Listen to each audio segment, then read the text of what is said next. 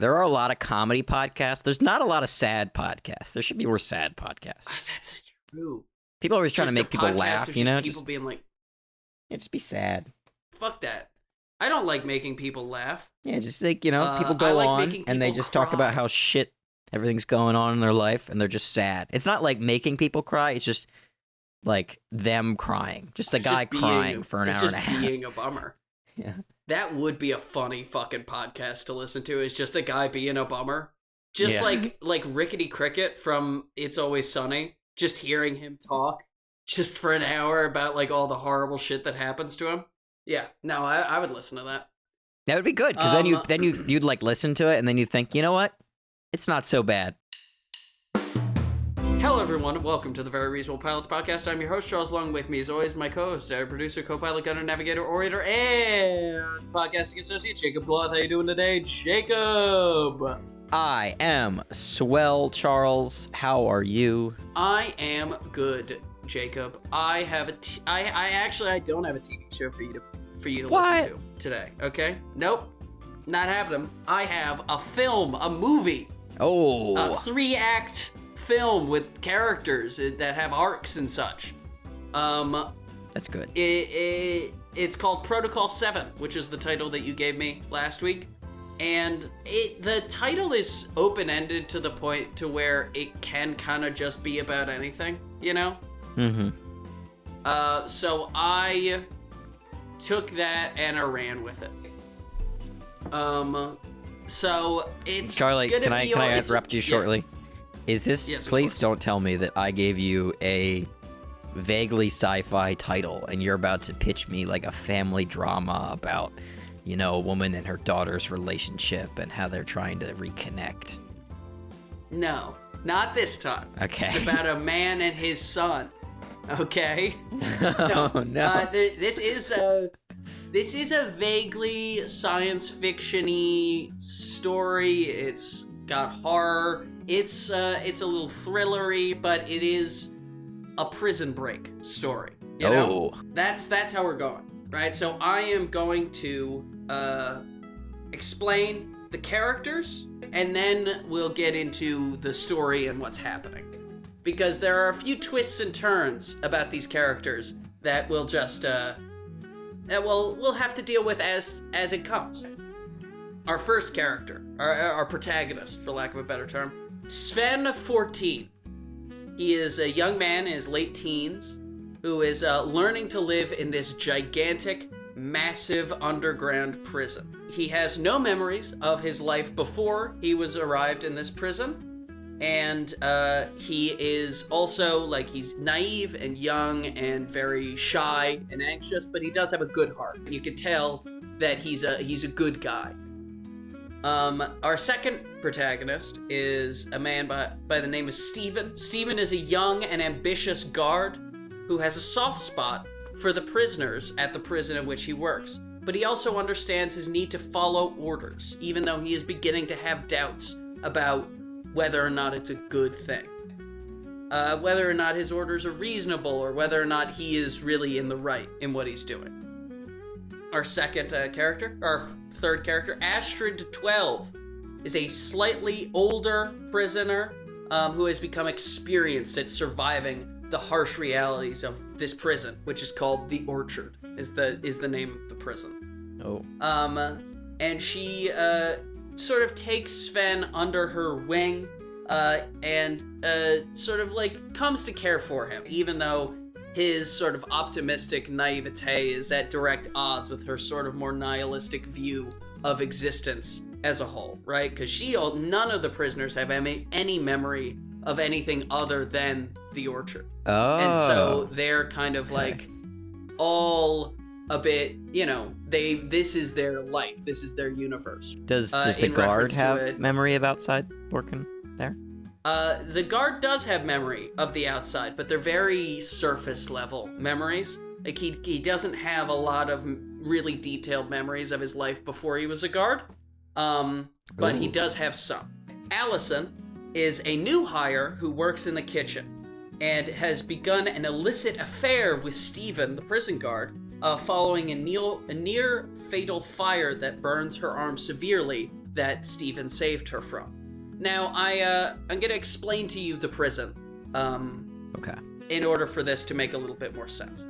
It is this gigantic stone, like concrete cavern, right? And at the top of the cavern, right, at the top of the pit, there is all of these sort of concrete block houses, and there's a cafeteria, and there's a little mall, and that's where all of the prison guards live, and the nurses, and the people who keep the prison running. They all live at the top, right, in these kind of small apartment complexes, right? And it's sort of like a submarine or military base where any sort of romantic relationships are strictly forbidden because they could cause people to make decisions that wouldn't be for the greater good of the prison, right? Okay. And then at the bottom of the pit, at the bottom of this massive cavern, is this massive sweeping cityscape that is where the prisoners live. And it is all concrete, and everybody's in cells, and everybody lives in, squalor, and they get the worst food, and they have, paper thin bed mats and like uncomfortable blankets and stuff like that. Totally, like shit, right? And so our story begins at night. We see a man burst out of a manhole cover. He is in the middle of a field, and he sees a forest in the corner. His face is covered in darkness and shadow, right? He begins to sprint towards the forest. Right behind him, we can hear the barking of dogs, the yelling of men, the cocking of guns, and the whir of sirens, right? As this man sprints through the forest, we can see helicopters and lights behind him. People are screaming, looking for him. This prisoner is completely bald, almost entirely hairless except for his eyebrows, right? And in this gray jumpsuit, he's sprinting through the forest, darting in between bushes and trees, diving out of the way of light, trying to avoid the smell of the dogs. And as soon as he gets to a clearing where he thinks he can take a breath, right, he lays up against with his back to a tree, and he falls to the ground, and he just breathes deeply, right, feeling like, I've escaped, I've made it out, right, I'm safe. And as he thinks that, we hear the cock of a gun, and then we see a guard standing over him on the side, and he's got the pistol held to his head. And the prisoner looks up at the guard. The guard looks at him, and we just hear a bang as a splatter of blood flashes across the guard's goggles.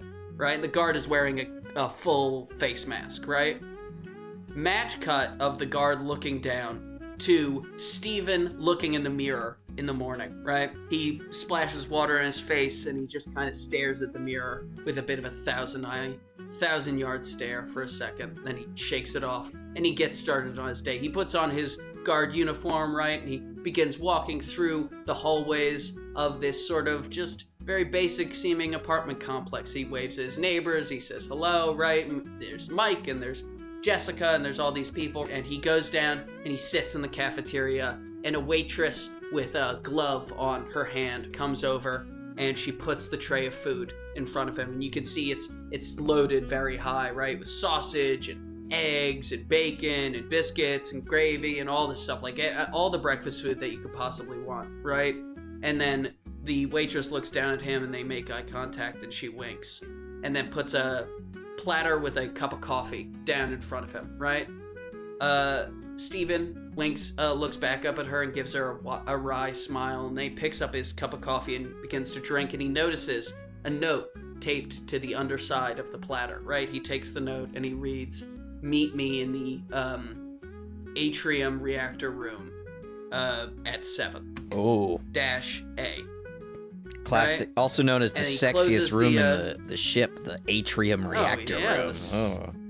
The sexy atrium reactor room. So he folds the note back up, he slides it inside of his jacket pocket, he smiles, and then as he begins to cut into his breakfast and enjoy his delicious feast of breakfast food, the camera zooms out, right, through the window of the cafeteria, and what looks like a very nice, normal cafeteria room is revealed to be in this gigantic concrete block that is suspended over this massive cavern.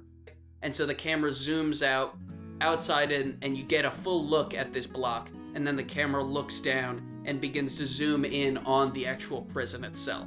And the camera kind of swings and pans through the different levels of the prison and all these different people living their lives, and it goes in through a cell and lands on to the face of Sven as he wakes up for the first time. His eyes open, he begins to freak out and start to yell and scream and like ask where he is and try and figure out what's going on.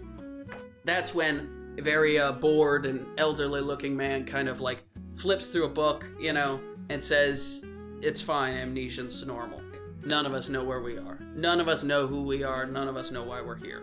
And Sven realizes that the man sitting in the corner is his cellmate, and he's completely bald except for his eyebrows. And everyone is completely bald, including himself. No one has any hair. Anywhere. No body hair whatsoever, right? Except for the eyebrows, because the eyebrows are a very good way of acting. I was initially in my pitch was going to have everyone have no hair anywhere. But then I'm like, it's going to be really hard for the actors playing the prisoners to understand. Yeah. Like to get acting across if they don't have any eyebrows as well as anything else, you know? So they get paid for this crap. Make them, yeah, you know, flop around. All right, hairless, and no one has any hair. Hairless prisoners, right?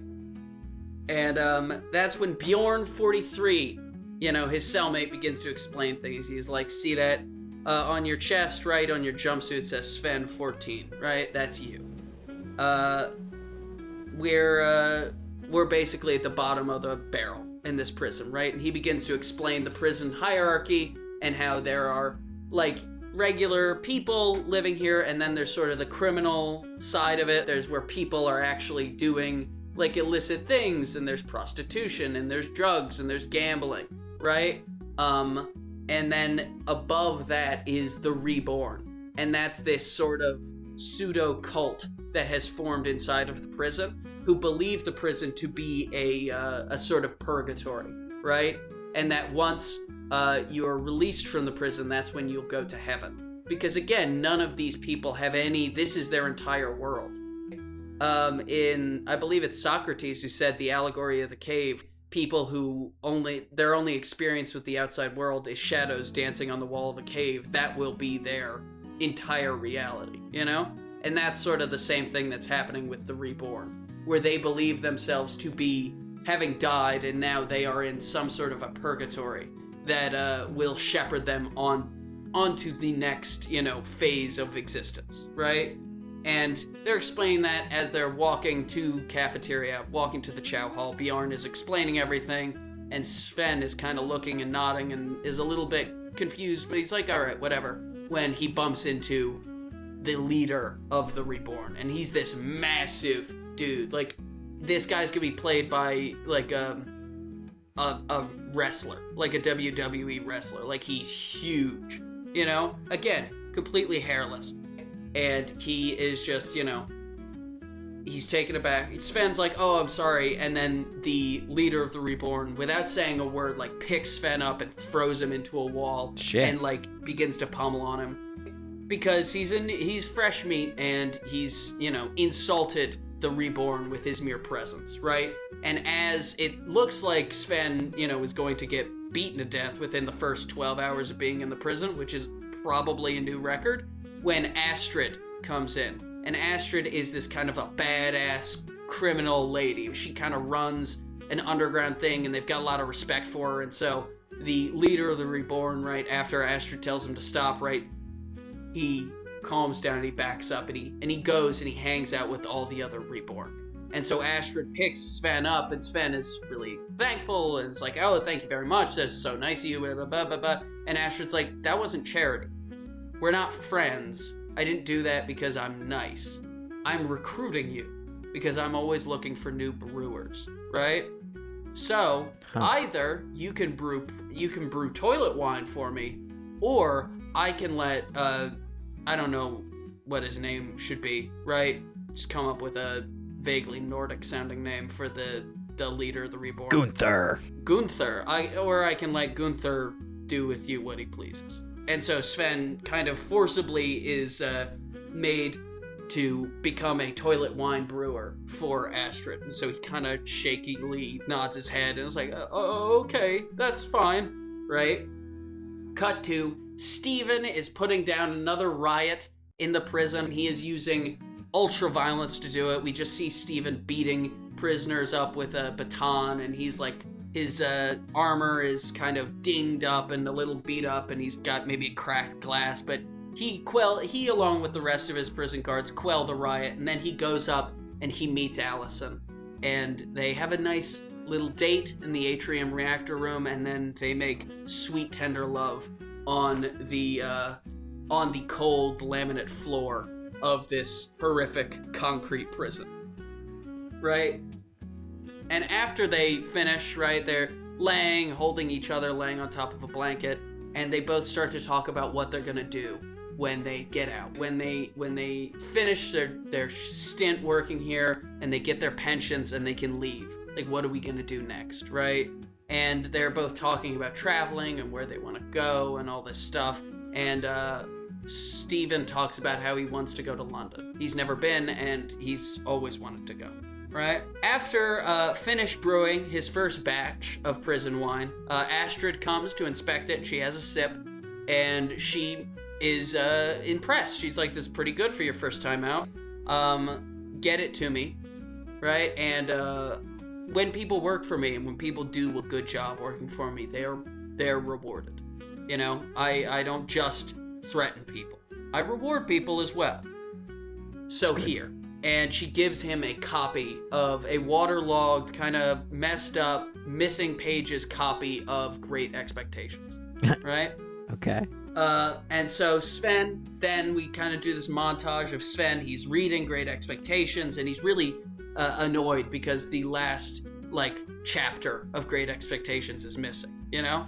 But he's reading the book, and he's brewing more wine, and he's, doing a good job. And Astrid gets the bag of toilet wine. She has it on her person, and she's caught with it by the guards. And the guards are about to start beating her and, gonna throw her in solitary when Sven steps up.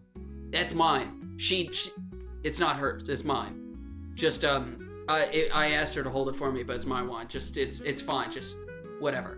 And so the guards kind of, shrug their shoulders, look at each other, and then they beat Sven savagely, right? And then throw him in solitary, right?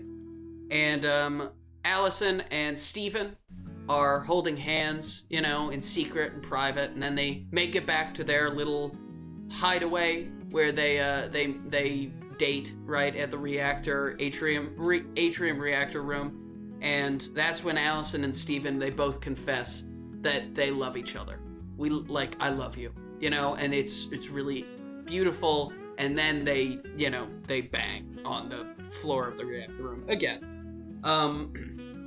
As Sven gets out of solitary, he is kind of still a little bit injured, right? And he goes over to his cell, right? And he finds Bjorn there, and Bjorn just shakes his head and he laughs. And he's like, only an idiot would do that, something like that in this place.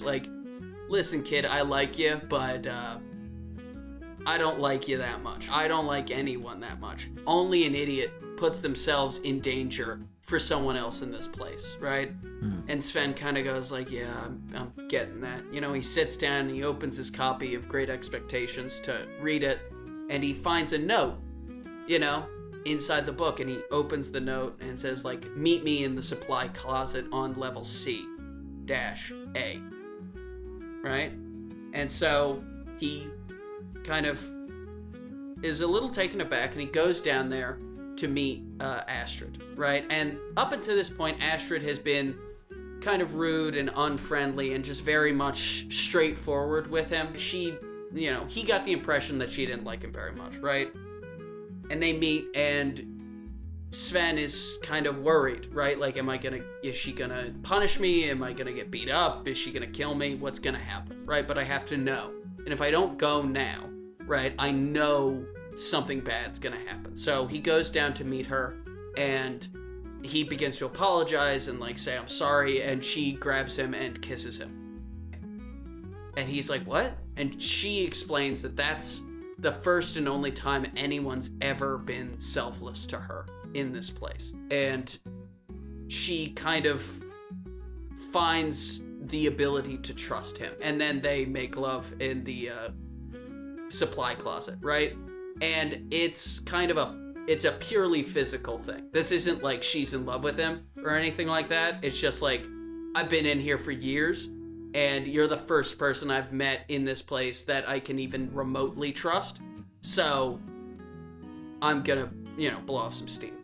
They do grow feelings for each other, I want it to be said, but that is why they bang this time, And meanwhile, and that's how that ends. And then Steven, right, is called down into this hellscape, right? One of the blocks that is mostly the Reborn. There has been some violence that happens, and Steven has been called in as one of the heavies to kind of enforce the rules, right? And he goes into a cell, and he finds that this sacrificial ritual has taken place, where the Reborn killed and ate one of the prison guards, right? And they are all laughing maniacally with like blood dripping down their face and bits of flesh sticking in between their teeth. And Steven asks why'd you do this? And they all have the same answer, which is they ate him to gain his knowledge of the divine, right? And that's when Steven really decides, I'm going to retire. I am putting in my notice soon. I need to get out of here. So while that's happening, Sven and Astrid, they're bonding over their love of literature, how much they both enjoy Great Expectations, and they're really beginning to actually give a shit about one another, right? And Sven is still brewing the toilet wine, but now, he gets a little bit of extra, food when he brews a good batch. He gets a little bit better treatment from Astrid's people because she likes him. And then all is going well for Sven. He's kind of got a prison girlfriend almost, but not really. And he's doing all right when he goes back to his cell and he notices there's blood on the ground. And he's like, where's Bjorn? And he looks out and he sees that Bjorn's corpse has been strung up in the middle of the block. Oh. And on it is a warning, a portent of the great flood that will come, right? And so Sven is kind of shit scared, and he's like, Jesus Christ, I need to get out of here. So this is fucked. Sven and Allison are hanging out in the atrium reactor room again, right? Holding hands when Allison stands up and she kind of gets herself ready, and then she turns around and she looks Steven in the eye and says, I'm pregnant. And so in that moment, Steven is 100% ready to leave. He puts in his notice to leave. 2 months. They both put in their 2 months notice to leave. And they're gonna get out of here as soon as they can, and they're gonna raise their baby. And they are excited, right? And as that's happening, Sven is sharing his escape plan with Astrid, where he's explaining, I've been watching the guards, I've been watching their movements. There's that one hallway is where all the guards go to smoke.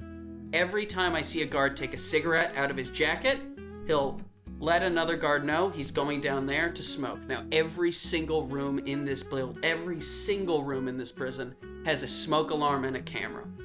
Every single one. So it can't be just any room. There's no way that they're smoking inside of this prison. That hallway has to be a way out.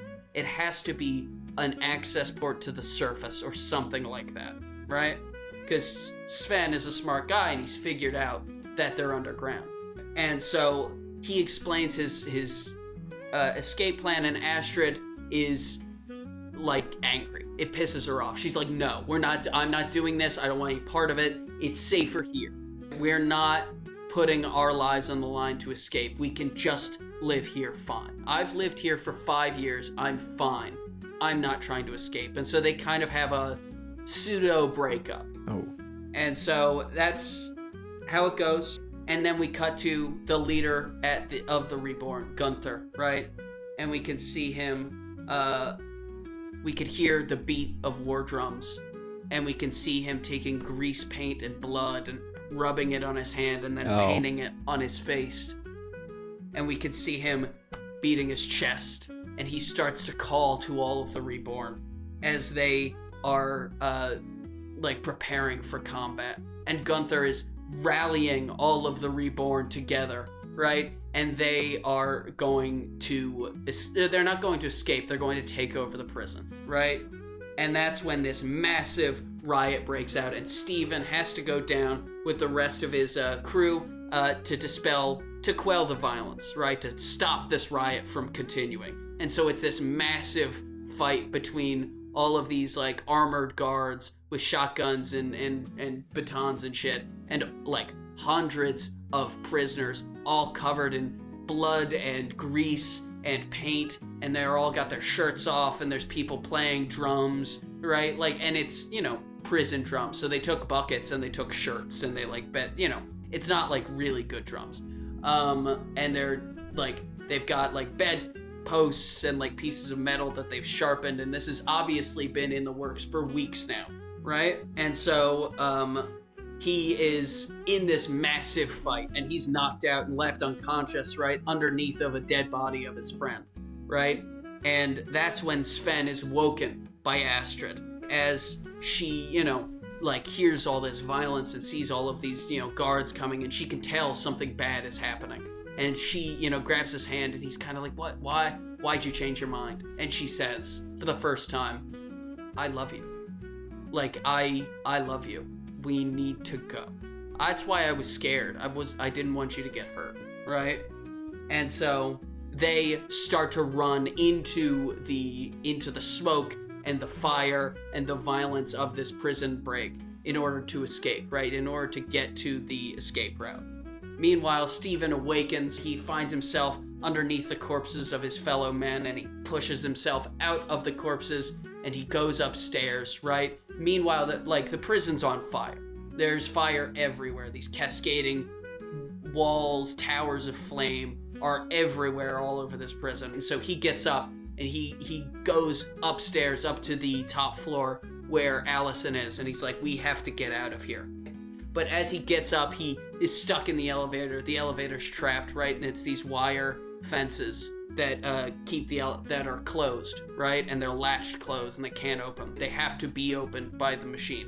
And the fire is flooding this floor, and Allison comes up to the elevator, right? But they can't get the door open. And they hold hands through the grates of the elevator as the fire engulfs her, and she dies. Oh. And Steven, like through tears streaming down his face, right? He goes downstairs. He goes back downstairs, he picks up a shotgun, and he goes into the smoke, like ready to die. He has decided that this is how he's going to die. Sorry, I had to take a drink of my coffee. Sven and Astrid are fighting and sneaking their way through this massive prison riot until they finally make it to the atrium where they know that there's an escape route. Like they've been putting it through. And an unseen hand, right, it through the darkness, you know, types on a computer, initiate Protocol 7. And we see these floodgates at the top of the prison open up, and water just begins to pour through. Water just pours into the prison and is starting to fill up the pit that this entire prison is in. So there's no more smoke, but there is water that's going to drown everyone, right? That's what Protocol 7 is. So, Steven goes away for a second to go find a crowbar, while Astrid, goes up to the door and sees that she can get it open. And through the smoke and through the steam, right, comes Steven, right? And he's got a shotgun trained on Astrid. And he's holding the gun to her, and he hesitates, and he looks up, because Astrid has the same face as Allison. What? The exact same face. And he's taken aback for a second, and that's when Sven cracks him in the head with a crowbar, right? And we then go to a POV of Steven lying on the ground, blood pouring out of his head, and he looks up, and he sees his own face on Sven, right? And Sven looks down at Steven, and he takes a pair of keys off of him, and then he runs into the into the atrium. He escapes with Astrid, and as Astrid looks back one last time, she makes eye contact with Steven, and Steven just has a little smile across his face because he's seeing his love escape. even if he doesn't know how and he doesn't know why, but he's seeing himself and his lover escape the prison. And so he dies, his eyes go dark, and Astrid and Steven climb out and they escape through the manhole cover that we saw at the beginning of the movie, right? But instead of it being pitch black, it's daytime, and they're in this massive, beautiful field. And they get out and they escape, and they're walking through this field as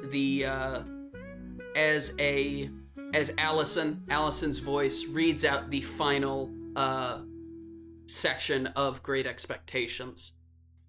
I took her hand in mine, and we went out of the ruined place. And as the morning mists had risen long ago when I left the forge, so the evening mists were rising now, and in all the broad expanse of tranquil light they showed to me, I saw no shadow of another parting from her. Right?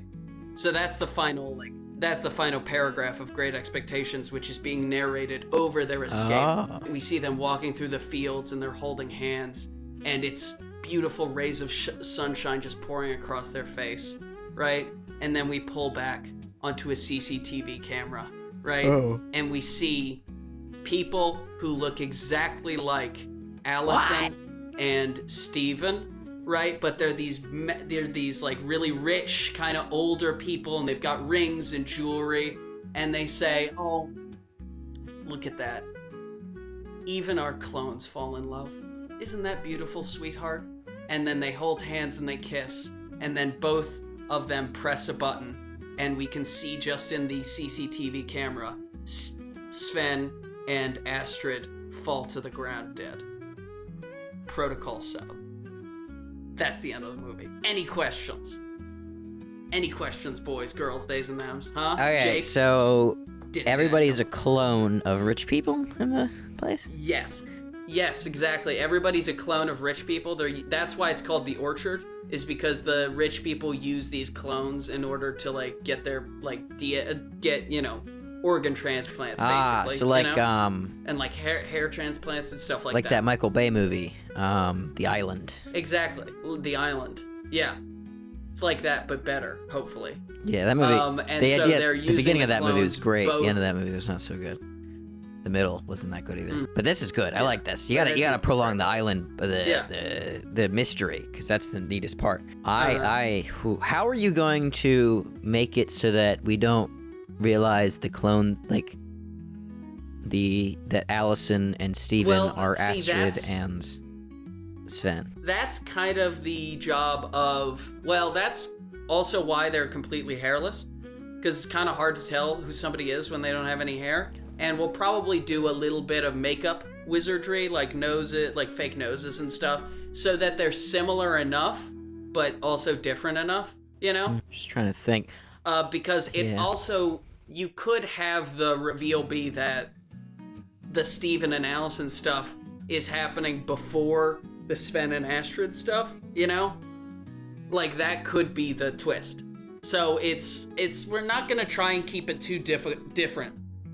We're not going to try and have them look too different, right? Because it is still clones.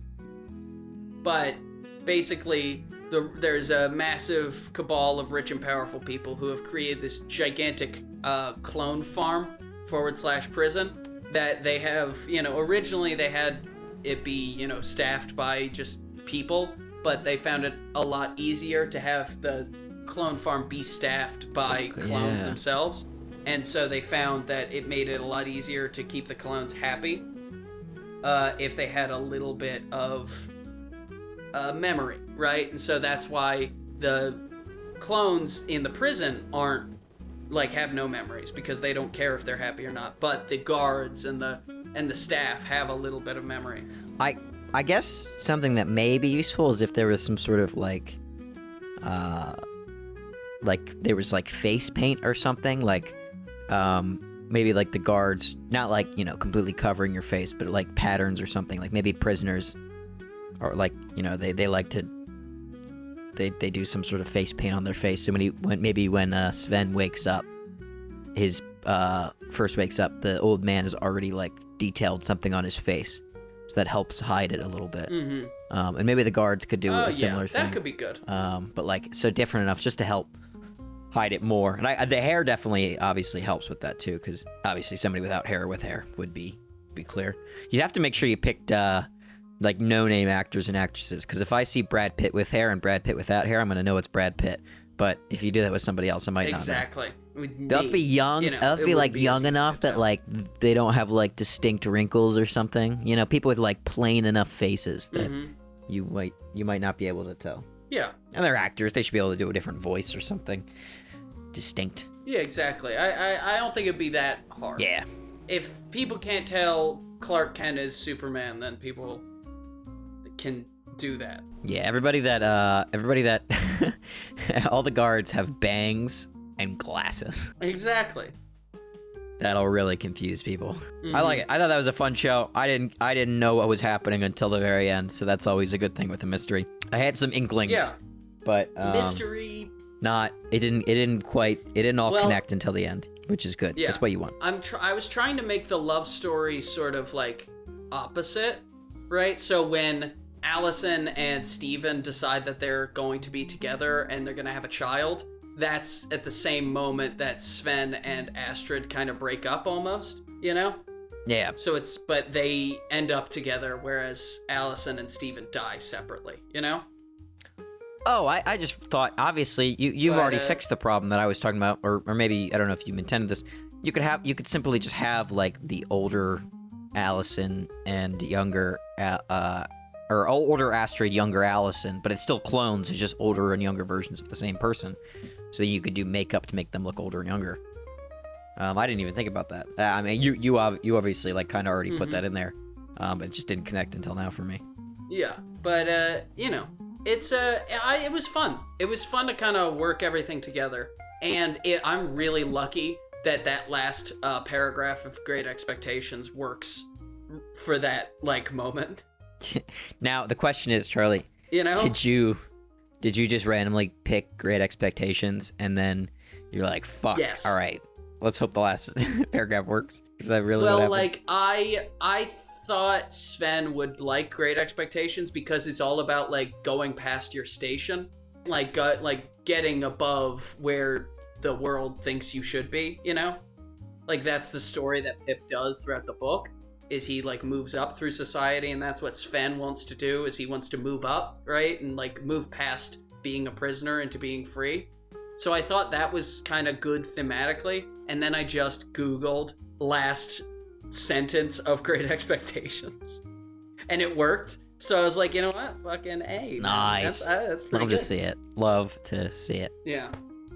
But thank you everyone for listening to the Very Reasonable Pilots podcast. I've been your host, Charles. Along with me as always has been my co-host, Sarah, producer, co-pilot, gunner, navigator, orator, and podcasting associate Jacob Gloth. If you like what you heard here and you want to hear more, please give us a like, a follow, subscribe, tell your friends, tell your family, tell your dog, tell your cat, and remember, we will be here next week with a brand new televisual series for you to imagine and enjoy. Thank you very much and have a good night.